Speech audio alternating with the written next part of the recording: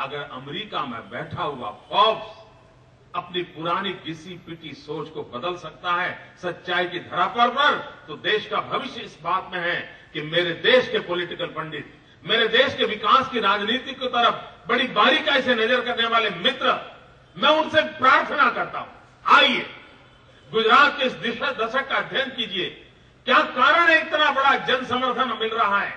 मुझे एक पत्रकार मिले थे, मुझे बता रहे थे कि मोदी जी हमें समझाइए कि आपके यहां एंटी एस्टैब्लिशमेंट फैक्टर नाम की चीज क्यों नहीं है। मैं मेरे पॉलिटिकल पंडितों से कहना चाहता हूं कि आप भी खोजिए वो कौन सा कारण है कि सत्ता में रहने के बाद भी जनता का प्रेम दिनों दिन बढ़ता चला जाए। वो कौन सा कारण है कि जनता का समर्थन बढ़ता जाए। वो कौन सा कारण है जिसके कारण जनता का विश्वास बढ़ता जाए। अगर निष्पक्ष भाव से, पूर्व ग्रहों से मुक्त होकर के अब तक आरोप लगाए, ठीक है, आप उसको जी लीजिए, आप मौज कर लीजिए, लेकिन गुजरात की जनता अब आपको जवाब दे रही है, आपको आह्वान कर रही है कि खुले मन से आइए, इस विकास के विषय को समझिए। और मैं देश के दिल्ली में बैठे हुए शासकों से भी अनुरोध करना चाहता हूं, बहुत जुल्म ढो दिया आप लोगों ने। आपने संवैधानिक संस्थाओं का जितना दुरुपयोग कर सकते थे कर लिया। आपने जुल्म और तबाही के सारे रास्ते अपना लिए। लेकिन ये गुजरात की जनता है, वह इस प्रकार से जुल्म से दबती नहीं है। हिंदुस्तान बदल चुका है। देश का युवा धन सोचने लगा है। देश का युवा धन समाज जीवन के विचारों पर अपने प्रभाव निरूपित करने के सामर्थ्य में आ चुका है।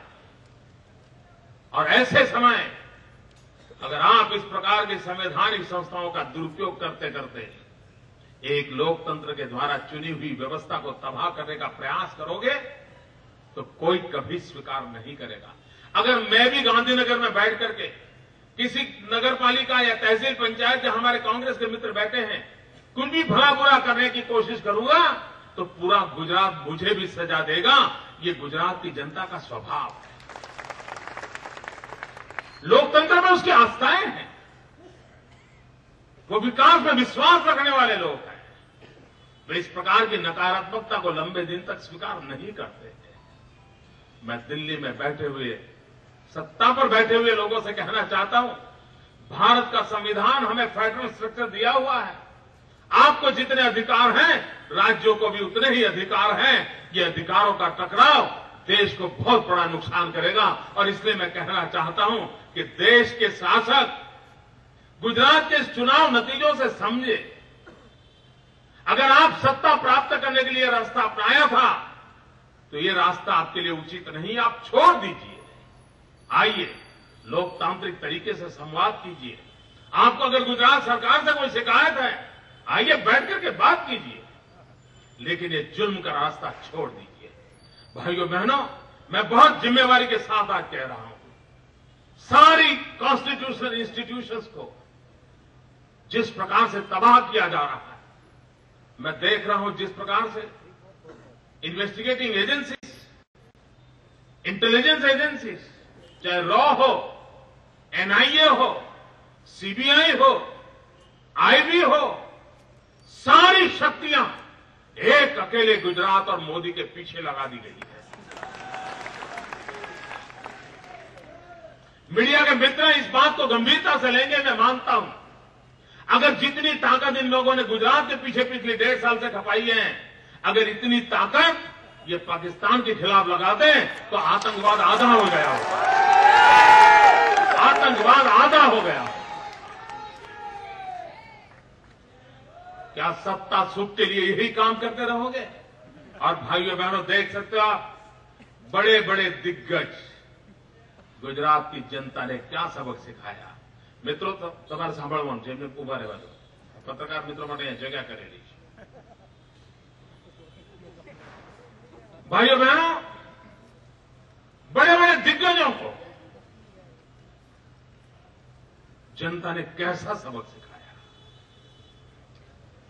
मुख्यमंत्री रहे हुए लोग एक नगर पालिका में जाकर के बीड़ा उठाते हैं, यहां तो भाजपा को जड़ों से उखाड़ देंगे, 25 में से एक सीट नहीं ले पाए।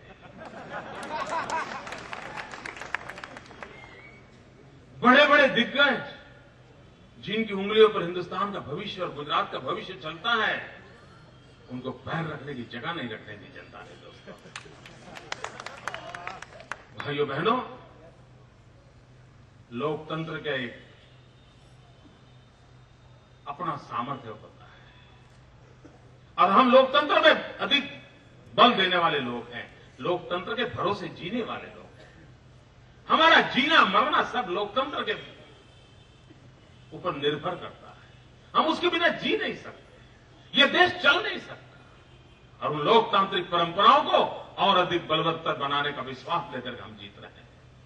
मैं यहां इस चुनाव में गुजरात की जनता का अंतःकरण पूर्वक अभिनंदन करना चाहता हूं, धन्यवाद करना चाहता हूं और उन्हें विश्वास दिलाता हूं कि हमारे छोटे छोटे कार्यकर्ताओं पर भी आपने भरोसा किया है, उनके हाथ में आपने अपना भविष्य दिया है।